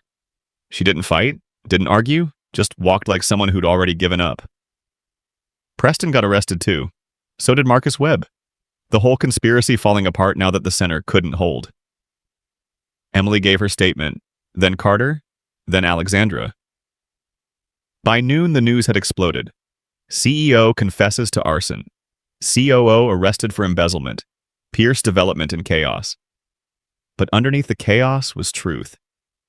Finally, burning bright where everyone could see it. Carter sat on the hood of his truck in the parking garage, exhausted. Alexandra found him there. "You okay?" "I don't know. Ask me in a week." She sat next to him. "Thank you. For not giving up? For believing the truth mattered." "Did it matter you're still going to prison?" "Maybe, but I'm going free." She smiled. "That probably doesn't make sense." "It does." They sat in silence for a moment. Then Alexandra laughed. "Not bitter, just tired. You know what's funny? I spent my whole life trying to be perfect. The perfect daughter, the perfect CEO, the perfect everything. And the moment I admitted I was broken, that's when I finally felt whole." Carter thought about Marcus, about 5 years of guilt, about running into that fire 3 weeks ago when he'd sworn he never would again. Maybe that's what being human is, being broken and doing your best anyway. Maybe. David walked over. "Police want your formal statement downtown Alexandra. I'll go with you." She nodded, stood up, looked at Carter. "What will you do now?" "Go home, hug my daughter. Try to explain why Daddy's been all over the news." "She'll understand. Kids usually do." Alexandra started to walk away, stopped. "Carter, when this is over, when the trials are done and the dust settles, I want to build something good. In Marcus's name, in memory of everyone who tried to do the right thing." "Like what?" "A foundation. Fire safety education. Support for first responders. Ethical leadership programs. Turn our mistakes into lessons." She smiled. "Think about it." Then she left with David. Left Carter sitting there in an empty parking garage thinking about truth and lies and the price of both. His phone rang. "Jenny. Please tell me you're okay." "I'm okay." "The news is saying you stopped a criminal mastermind." "The news is exaggerating." "Carter, they're calling you a hero. Again." He looked at the building, at the place where so much had burned, where so much had been lied. "I'm not a hero, Jen. I'm just a guy who finally stopped running from fires." "That's exactly what a hero is." Maybe she was right. Or maybe heroes were just people who kept trying even when they failed. Who faced their fear even when it burned. Either way, Carter was done running, done freezing, done letting guilt make his choices. He drove home to his daughter, and for the first time in 5 years, the weight on his chest felt lighter. Audrey was waiting on the front porch when Carter pulled into the driveway. The moment she saw his truck, she ran. He barely got the door open before she launched herself into his arms. "Daddy!" He held her tight, breathing in the smell of her strawberry shampoo and feeling her small body shake with sobs against his chest. "I'm here, kiddo. I'm right here. Jenny said you were working, but the TV said you were in jail, and then it said you saved people again, and I didn't know what was real." The words tumbled out between gasps. "Are you okay? Are you hurt? Are the bad people gone?" Carter carried her inside, sat on the couch with her in his lap like he used to when she was smaller. Jenny stood in the doorway, arms crossed, eyes wet. "The bad people are gone. And yeah, I got hurt a little bit, but I'm okay now. Promise. Promise." Audrey pulled back to look at his face. Her eye was still puffy from the fight at school. His lip was split from Preston's hit. They were a matching pair of warriors. "And you're really a hero, huh?" "I don't know about that." "The TV says you are. They keep showing you carrying that lady. And then today they said you stopped a criminal." She wiped her nose. "Tommy's dad says you're the bravest person in the city." Carter thought about all the times he hadn't been brave, all the moments he'd frozen or run or given up. Bravery isn't about never being scared, Audrey. It's about doing what's right even when you are scared, even when it's hard. Is that what you did? "I tried. I failed a bunch of times, but I kept trying." That's what makes you a hero, Daddy. You don't give up. Jenny brought them dinner. They ate together, the three of them, and slowly things felt normal again. Audrey talked about school and her friends and a book she was reading. Carter let the ordinary wash over him like medicine. Later, after Audrey was asleep, Jenny sat with him on the porch. "What happens now?" "Legal stuff, statements, maybe testimony if it goes to trial." Carter rubbed his face. "Alexandra's pleading guilty to the arson. Her lawyer thinks she'll get probation since no one was hurt and she cooperated." "What about you?" "Charges dropped. Self-defense. Detective Morrison actually apologized for not believing me sooner." "And the CEO, Lady Serena?" "Prison. Probably 20 years between the embezzlement, the kidnapping, attempted murder. Preston, too. Marcus Webb is cooperating for a reduced sentence. Jenny was quiet for a moment. You could have died. I know. And you did it anyway. Had to. For Emily. For Alexandra. For myself, I think. He looked at his sister. I've been running from Marcus's death for 5 years. Running from the guilt. But you can't outrun fire. You have to face it. Did you face it? I'm trying. The next morning, Carter called the therapist he'd stopped seeing 3 years ago, Dr. Sarah Chen, made an appointment, told her he was ready to actually deal with things instead of just talking around them. She seemed surprised but pleased. What changed? I stopped being scared of what I'd find if I looked too close. The weeks that followed were strange. Carter went back to work doing building inspections. Normal life, ordinary routines. But everywhere he went, people recognized him, asked for photos, called him a hero. He hated it and appreciated it in equal measure. Alexandra's trial happened fast. She pleaded guilty to reckless endangerment and criminal mischief. The judge, seeing her cooperation and the fact that the fire had ultimately exposed a larger crime, sentenced her to 2 years probation, 500 hours community service, and a substantial fine. No prison time. The media went crazy. Some called it justice.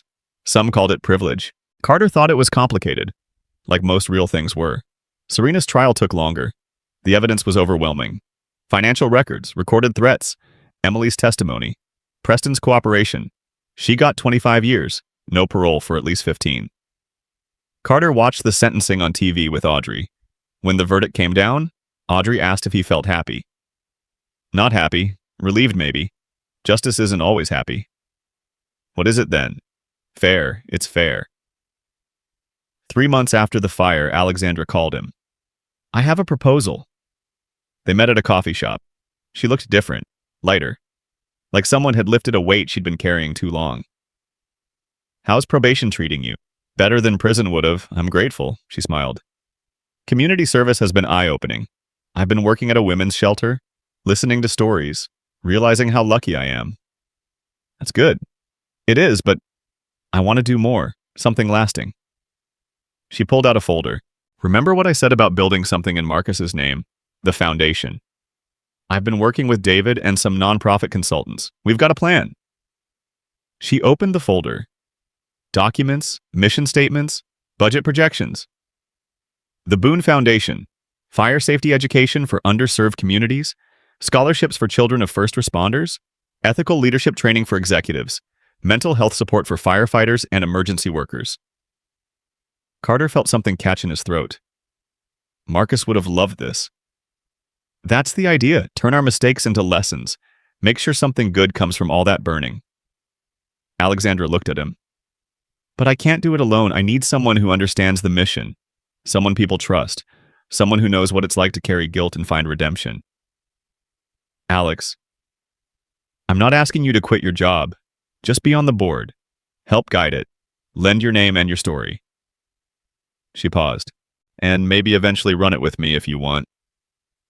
Carter thought about Marcus, about the warehouse, about 5 years of guilt that was finally starting to ease. Yeah, I want that. They spent the next 6 months building it, finding office space, hiring staff, creating programs. Carter worked nights and weekends while keeping his day job. Audrey helped sometimes, stuffing envelopes, organizing files. She liked feeling part of something important. Emily Ross became their first hire, Director of Financial Operations. She'd testified against Serena and found she had a spine made of steel underneath all that fear. Now she used it to make sure every dollar went where it should. David Chen handled the legal work pro bono. Said it was the most meaningful thing he'd done in 20 years of corporate law. Jenny helped with fundraising. Turned out she was persuasive when she believed in something. Even Detective Morrison donated. Said he'd misjudged Carter and wanted to make it right. The foundation grew. Slowly. Carefully. Every decision intentional. Every program designed to actually help people instead of just looking good. Carter and Alexandra worked side by side. They argued sometimes. About budgets, about priorities, about whether to accept certain donations. But the arguments were good, honest, built on mutual respect. One night, working late in the office, Alexandra asked him something she'd been dancing around for months. "Do you blame me for Marcus?" Carter looked up from the grant application he was reviewing. "What? The warehouse fire. You said you froze, that you couldn't save him. But you ran into my fire without hesitating." She met his eyes. "So I wonder if saving me was your way of trying to fix what happened with Marcus. And if it was, do you blame me for not being enough, for not making up for what you lost?" Carter was quiet for a long time. Dr. Chen had asked him similar questions in therapy, helped him work through the complicated knot of guilt and redemption and self-worth. "I don't blame you for anything, Alex. Saving you wasn't about Marcus. It was about me finally doing what I should have done 5 years ago, moving instead of freezing." He set down the papers. "And you did make up for it, not by being saved, but by showing me that mistakes don't have to define us, that we can own what we did wrong and still build something right." That's very therapeutic. I have a good therapist. I should get one. You should. She smiled. "You know what's weird? I spent my whole life being perfect, and now that everyone knows I'm broken, I feel more real than I ever did." That's not weird. That's honest. Is there a difference? Not a good one. The months turned into a year. The foundation officially launched with a gala that raised $2 million. Carter wore a suit that made him uncomfortable and gave a speech that made him more uncomfortable. But Audrey sat in the front row with Jenny and his mom, beaming with pride, and that made it worth it. Alexandra spoke too, told her story, the mistakes, the fear, the redemption. People cried, some left angry, but most stayed and donated and told their own stories of failure and recovery. That's when Carter realized the foundation wasn't just about fire safety. It was about second chances, about proving that broken people could heal if they were brave enough to face the flames. A month after the gala, they planned the official opening ceremony for the foundation's first community center. It would serve the neighborhood where Marcus had grown up, where kids needed programs and families needed support, and the fire department needed better equipment. The night before the opening, Carter couldn't sleep. He stood in Audrey's doorway watching her breathe, thinking about how close he'd come to losing everything. How one decision to run toward fire instead of away had changed his entire life. "Can't sleep either." He turned. Jenny stood in the hallway, hair messy, wearing an old t-shirt. "Too much in my head. Tomorrow's a big day." "Yeah. Marcus would be proud of you." Those words used to hurt, used to feel like knives. Now they felt like healing. "I hope so." He would be. "You took the worst thing that ever happened and turned it into something that helps people. That's not just brave, Carter. That's beautiful." The opening ceremony happened at dusk. The community center glowed with lights. Families gathered. Local firefighters in dress uniforms, city council members, press cameras. Carter stood on the small stage with Alexandra. Audrey sat in the front row between Jenny and Emily Ross. The three of them had become friends over the past year. Audrey called Emily her big sister, and Emily treated her like one. Alexandra spoke first, talked about the center, the programs, the mission. Then she introduced Carter. He walked to the microphone and looked at the crowd, at the faces waiting to hear what he'd say. 5 years ago, I lost my best friend in a fire. His name was Marcus Boone, and he was the bravest person I knew. He ran into danger to save others. He believed in doing the right thing even when it cost him. And when he needed me to be brave, I froze. I stood outside that warehouse for 10 seconds doing nothing while he burned alive inside. The crowd was silent. I've carried that guilt every day since. It followed me everywhere. Made me afraid. Made me quit the job I loved. Made me believe I was the worst thing I'd ever done. Carter's voice cracked, but he kept going. Then 3 weeks ago, I ran into another fire. Saved a woman I didn't know. And when I learned she'd started that fire herself, I had a choice. I could judge her, hate her, walk away. Or I could understand that people are more than their worst moments. He looked at Alexandra. She was crying quietly. We built this foundation because we believe in second chances.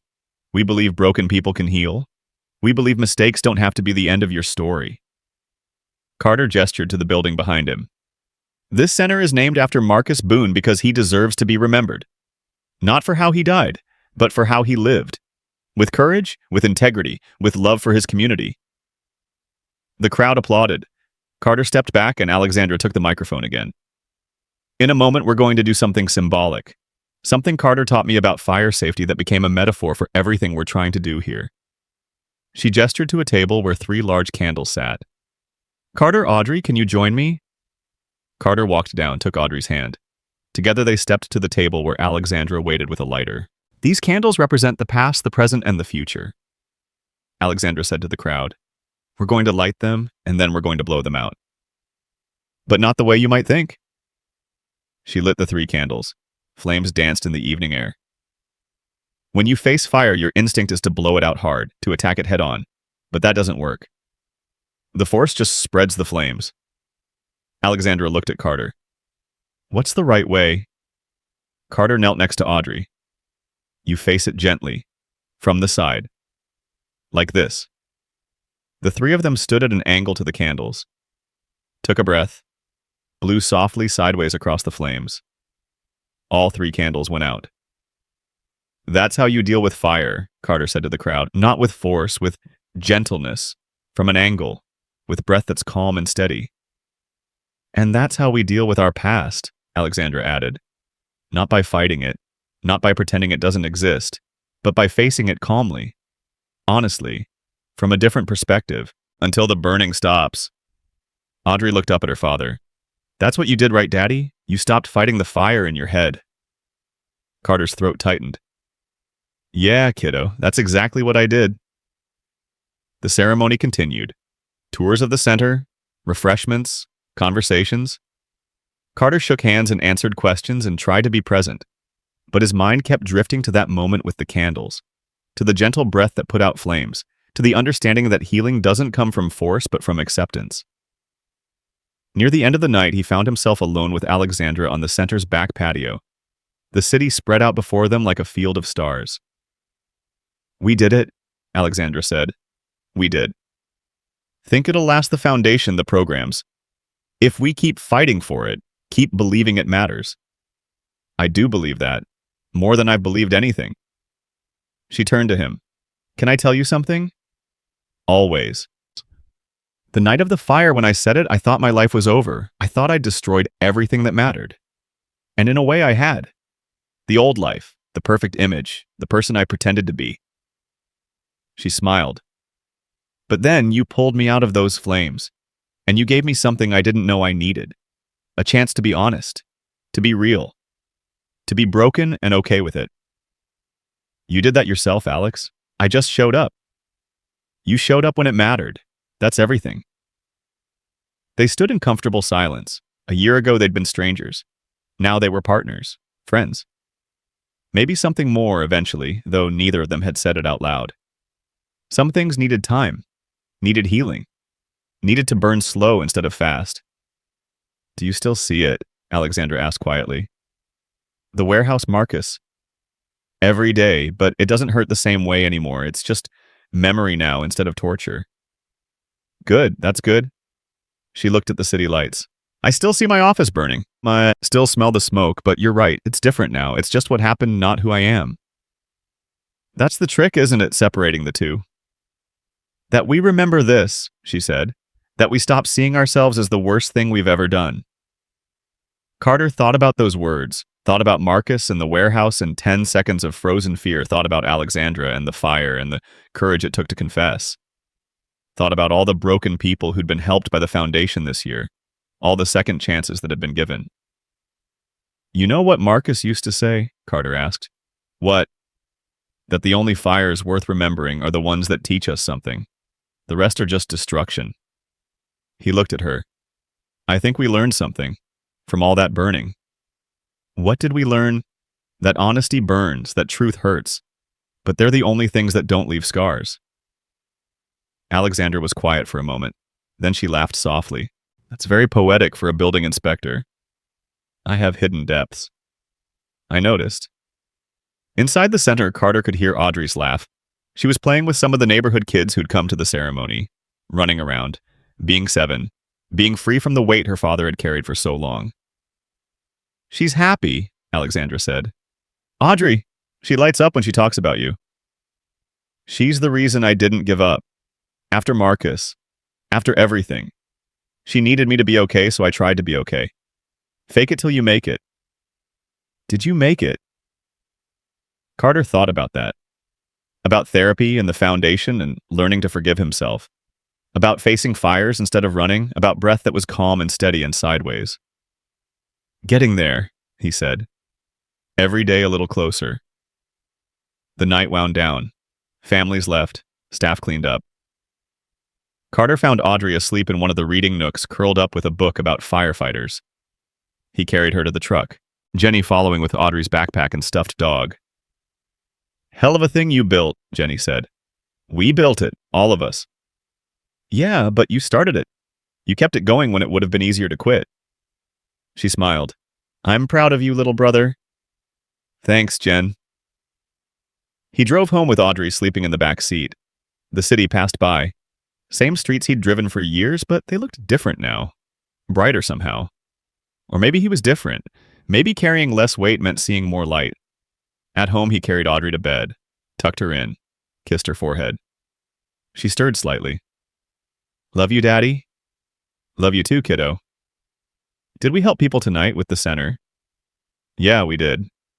Good. That's what heroes do. She rolled over, already falling back asleep. They help people and they don't give up.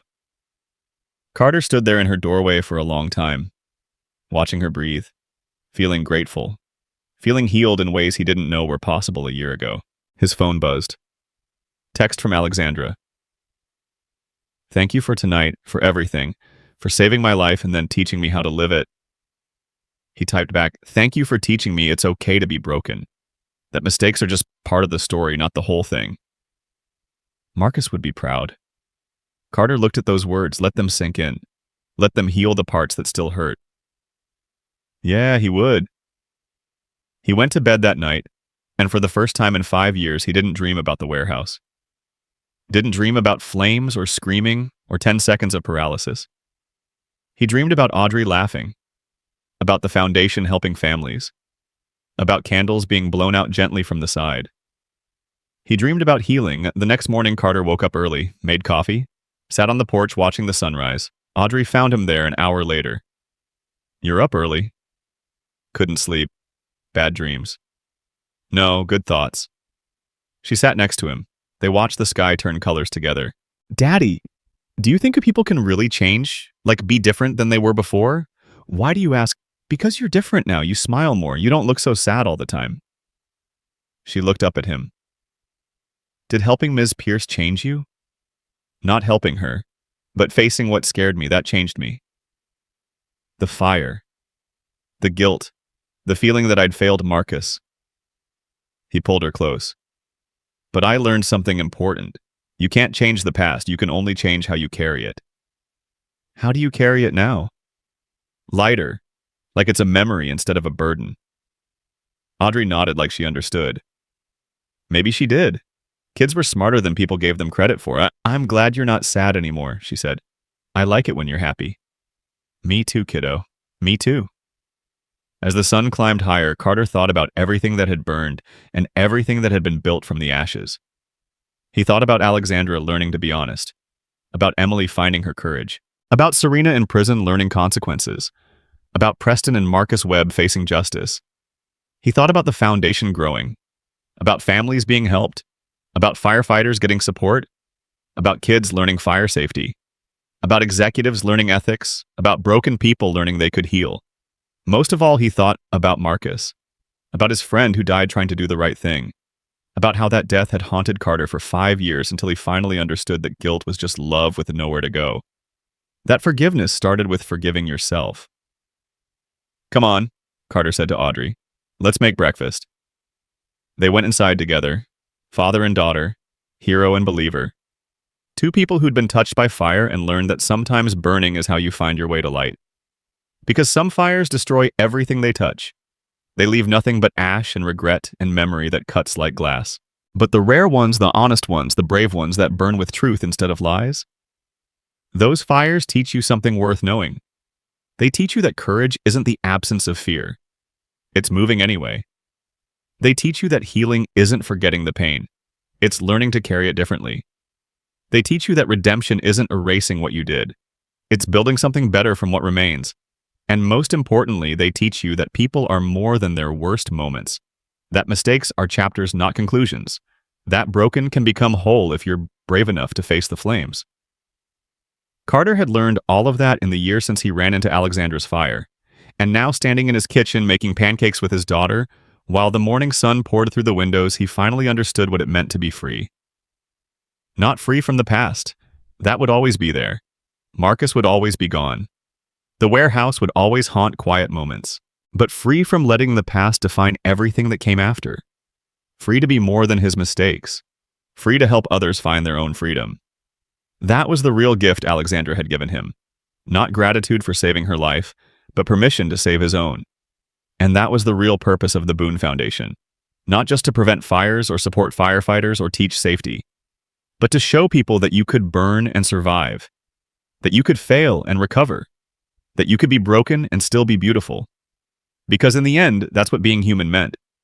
Being imperfect, being scared, being capable of terrible mistakes and remarkable courage in equal measure. It meant being like Carter, who froze when his friend needed him but ran when a stranger did. It meant being like Alexandra, who destroyed evidence in panic but confessed the truth when it mattered. It meant being like Emily, who stayed silent from fear but spoke up when others needed her voice. It meant being like all the people the foundation would help. All the broken, scared, guilt-ridden people who thought their mistakes defined them, who thought they couldn't be forgiven, who thought they'd burned too hot to ever heal. The foundation would show them they were wrong. That redemption wasn't a destination. It was a direction. And as long as you kept moving toward truth, toward honesty, toward facing your fires instead of running from them, you were already on the path to being whole. Carter flipped pancakes and listened to Audrey sing along to music on her phone and felt something he hadn't felt in 5 years. Peace. Not because everything was perfect. It wasn't. He still had bad days. Still had moments when the guilt crept back. Still woke up some nights remembering Marcus's screams. But those moments didn't define him anymore. They were part of his story, not the whole thing. And that made all the difference. His phone rang. Alexandra. Morning? Morning. Listen, we got another major donation.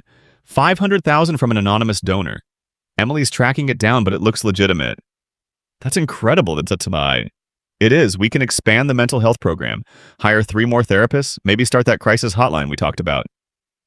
She paused. I'm meeting with the board this afternoon to discuss expansion. Can you be there? Yeah, I'll be there. Good, because I can't do this without you, Carter. The foundation needs your heart as much as my money. It needs both of us, and everyone else who believes in it. True, see you at 3. See you at 3? He hung up.